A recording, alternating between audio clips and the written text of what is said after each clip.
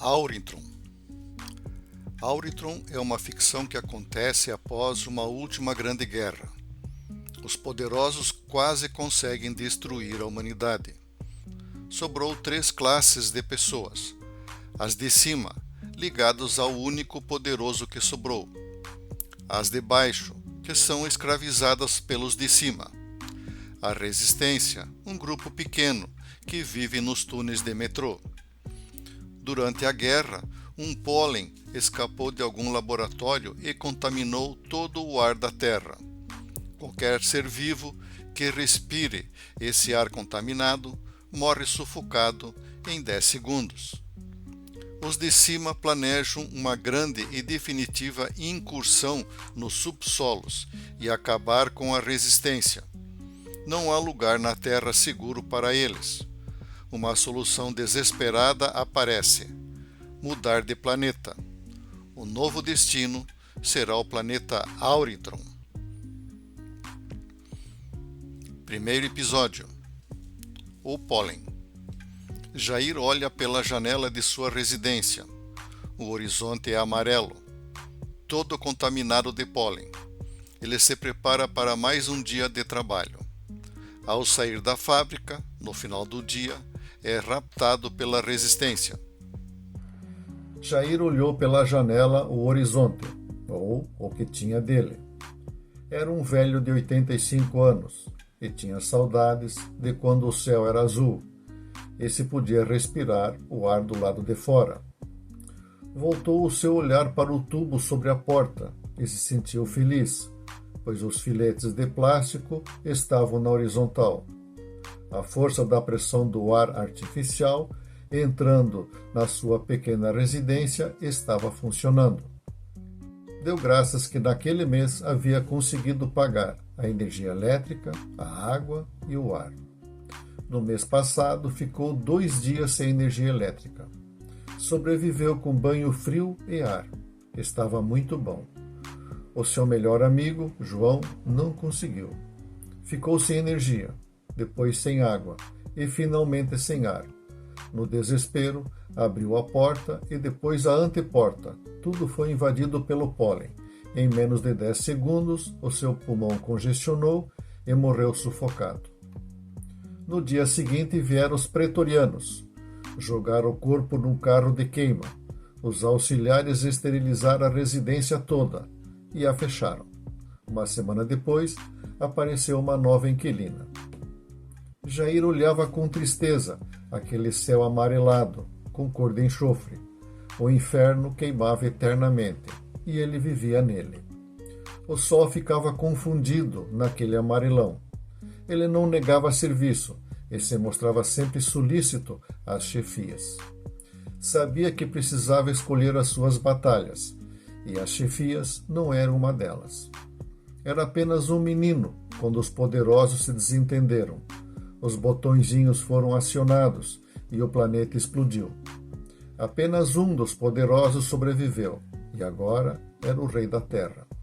De um dos laboratórios de armas químicas e biológicas, um pólen escapuliu. Pelo bem ou pelo mal, o objetivo deles foi atingido. A população do planeta foi reduzida em 700 milhões de habitantes. 200 milhões de pessoas eram escravizadas pelas outras 500. Havia ainda uma infinidade de polímeros, ou seja, robôs quase humanos. Das fêmeas humanas, ainda ativas, retiravam os óvulos, e dos machos humanos o esperma. Os úteros polímeros realizavam o resto. A criança, quando atingia 7 anos, passava por algum tipo de teste. Se reprovava, a polímero progenitora e a criança eram descidas. De qualquer forma, a população não passava de 500 milhões, nos de cima. Embaixo, a população não podia passar dos 200 milhões. Assim, quando uma criança e um polímero desciam, um velho era desligado. Para isso tinha os pretorianos. Havia notícias de um velho ter chegado aos 144 anos. Talvez o sistema o tenha esquecido. Morreu porque morreu. Alguns humanos mantinham-se ligados aos seus polímeros e até nome lhes davam. Outros separavam-se, mandavam embora, não se importando com o destino do androide. Os polímeros perdidos eram recolhidos pelos pretorianos, desligados ou levados à fábrica. Os que eventualmente sobravam eram caçados pela resistência. Como quase todos, Jair trabalhava 6 dias e tinha folga no 7º. Se tivesse cumprido com a sua tarefa, ele recebia o direito de uso de sua máscara gratuitamente, sair de sua residência e procurar alguma diversão. Quando o LED da máscara era verde, o oxigênio não era cobrado. Todos os dias, perto das 7 horas da manhã, o ônibus parava no ponto. Todos ficavam de prontidão junto à porta de sua residência. Observavam o ônibus estacionar, colocavam a máscara e saíam apressados. Quanto menos respirar, menor o custo. Nos pontos havia uma antecâmara de esterilização de pólen. Uma luz vermelha mudava para verde, informando sem pólen. Então, podia tirar a máscara e deixar de pagar. Na fábrica havia muitos pontos de descida de operários. Um corredor selado levava a todos, naquele horário, direto ao refeitório, onde recebiam a primeira refeição. Eles passavam em frente a um servidor. Um prato fundo caía no receptáculo. Da torneirinha descia uma gosma. Era a porção da manhã. A porção nem sempre vinha igual. Às vezes era maior, outras vezes era menor. Era provável que alguma falha foi cometida e captada. A multa era menos gosma. Após a primeira refeição, 20 minutos depois, essa turma de trabalhadores ia, cada um, para seu posto de trabalho. Às 12 horas, vinha a segunda refeição, no mesmo refeitório. No receptáculo caíam 2 pratos fundos. Cada um deles era enchido com uma gosma diferente, e mais um copo com algum tipo de suco. Ninguém conversava com ninguém, porque micros grones, parecidos com vespas, zuniam para lá e para cá, vendo tudo. 45 minutos depois, entre a segunda refeição e o descanso, Jair já estava no seu posto de produção. Seu trabalho era montagens, que por algum motivo desconhecido, os polímeros não conseguiam. 18 horas em ponto, uma sirene avisava que o expediente daquele dia acabara. Todos se dirigiam novamente ao refeitório, para a terceira e última refeição do dia. Jair carregava sempre sua máscara pendurado no pescoço. Já havia acontecido uma falha no sistema, e o pólen de algum jeito conseguiu passar. Era questão de segundos. O ar ficava um pouco adocicado e as pessoas começavam a desabar. Os polímeros tentavam ajudar, mas pouco podiam fazer. Ao menor e mais insuspeito alterar no respirar, Jair rapidamente buscava sua máscara. Quando chegava em casa, buscava no esconderijo 3 bagas de ivermectina e as engolia em seco, o mais disfarçado possível. As câmaras vigias não podiam registrar esses atos revolucionários. A penalidade seria alta, a luz seria cortada e até a água. Pequenas quantidades de pólen absorvidas, a ivermectina resolvia, mas precisava ficar atento por pelo menos 5 dias. Quantidades maiores de absorção era fatal, pelo menos para os de baixo. Quando chegou ao ponto de ônibus, a sua pulseira vibrou. 2.000 créditos foram acrescidos.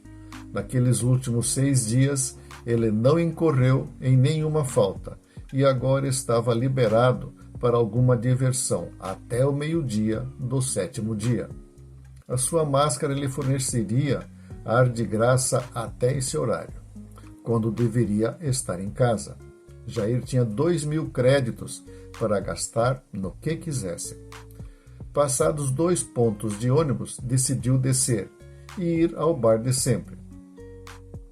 Lá ele podia conversar com todos e qualquer coisa, pois a lei garantia que nos bares não havia vigilância. O atendente Polímero o viu entrando. Encheu um caneco com quase 1 litro de cerveja morna, com gosto de urina, e lhe entregou. Nos bares, quase tudo estava incluído nos direitos daquela semana. Basicamente, todo o consumo de bar e restaurantes faziam parte desse item. Viu 2 conhecidos, de quase sempre, sentados ao redor de uma mesa. Se aproximou e, sob o olhar de permissão, se sentou. Eles queriam conversar, mas não sabiam nem como começar. O hábito forçado do silêncio os inibia. Trocavam olhares, na espera de que alguém começasse. Um Polímero renegado aproximou-se da mesa, parou ao lado de Jair, abriu a mão e mostrou um punhado de ivermectina. Quanto custa 20 bagas? Jair perguntou. 500 créditos, respondeu o Polímero. Jair estendeu o braço e os 2.000 virou 1.500. O Polímero entregou-lhe um saquinho. Jair não conferiu e simplesmente o colocou no bolso. Você consome essa droga? Um dos amigos perguntou. Só quando acho que peguei algum vazamento, Jair respondeu. Jair ia levantar o caneco para pedir mais um, mas viu que o atendente havia sumido. Quando voltou a olhar para o seu colega de mesa, viu estarem cercados por 3 polímeros, 2 homens e uma mulher. Eles tinham armas laser sobre si. A mulher movimentou a pistola, sinalizando que deveriam se levantar. Uma parede nos fundos correu para o lado, abrindo uma passagem escura. Assim que passaram, a parede fechou e as luzes acenderam. Em 2 passadas, chegaram numa escada cavada na pedra que descia. Pararam em frente à porta de um elevador muito antigo. Um dos polímeros puxou a porta sanfonado para o lado e foram empurrados para dentro. Jair sentiu medo. O piso do elevador deu um solavanco. Trancou. Outro solavanco e começou a descer suavemente. Um dos colegas de Jair gemeu. O outro mostrava os olhos esbugalhados. No teto do elevador havia uma luzinha de nada e mal iluminava. Desceram por pelo menos uns 10 minutos. Deu novo tranco. O androide puxou a porta sanfonada e fez um movimento estranho junto à parede. Uma porta abriu e apareceu um grande salão subterrâneo, bem iluminado e com muita gente atarefada. O ar tinha um cheiro diferente, e Jair automaticamente buscou sua máscara. Não precisa, esse é o cheiro do ar natural, a mulher falou. Conforme eles passavam, eram observados pelas pessoas com algum interesse. Passaram por uma mesa de tábuas sobre um cavalete de madeira. Jair viu bananas amarelas, laranja quase vermelhas e outras frutas que não reconheceu. Os outros 2 não conheciam nada disso. A mulher percebeu o súbito interesse de Jair. Você quer? Posso? Jair perguntou. Ela balançou a cabeça. Jair se aproximou com cuidado. Podia ser uma projeção e tudo seria fácil. Tateou a mesa. Era verdade, pensou. Levou a mão na direção de uma banana. O toque firme, um pouco aveludado e levemente macio. A levou ao nariz e aspirou profundamente. Por todos os deuses, que perfume maravilhoso, murmurou. Você sabe como comer? Um polímero aproximou-se. Jair quebrou a ponta e puxou uma tira da casca. A polpa era branca e mais cheirosa ainda. Puxou mais algumas tiras e levou a polpa à boca. Enquanto o sabor e o perfume inundavam sua boca e nariz, não resistiu, e um vale de lágrimas desceram de um rio seco. Ele não lembrava da última lágrima. Os 2 colegas de bar chegaram à mesa e tentaram uma banana. Um gostou, o outro não. Preferia as gosmas. A mulher e os 2 homens continham as suas emoções. Meus deuses, o que fizeram com a humanidade? Ela pensava. Em seguida foram levados para uma sala muito suja, com uma mesa de 3 pernas. A faltante era substituída por um engradado e mais 2 cadeiras. Um garotão cabeludo, barbudo, olhos indefinidos e maus, o esperava. Fizeram Jair sentar-se na única cadeira vazia. Os demais ficaram em pé. Como está, seu Jair? Mamed perguntou. Acho que estou bem, Jair respondeu timidamente. Mamed explicou sucintamente que eles eram a resistência. Lutavam contra o poderoso povo de cima e queriam melhorar a vida do povo de baixo. Você é engenheiro? Mamed perguntou. Bem, eu era, muito tempo atrás. E vocês, fazem o quê? Mamed se dirigiu aos 2 amigos de Jair. Somos só operadores, um respondeu. Querem ficar aqui embaixo ou querem voltar? Eu fico, um respondeu. Eu quero voltar, o que não gostou da banana falou. Beleza, levam ele de volta, Mamed instruiu seus ajudantes. Um dos homens e um polímero levaram o descontente de volta ao bar.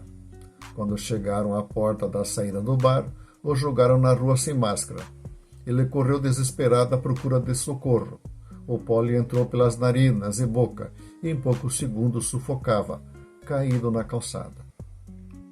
Mamed convidou Jair e Renan para dar uma voltinha e conhecer o local.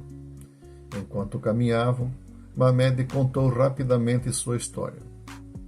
Quando o céu começou a ficar amarelado e as pessoas caíam do nada, mortas no chão, algumas correram para os túneis, do que um dia fora o metrô.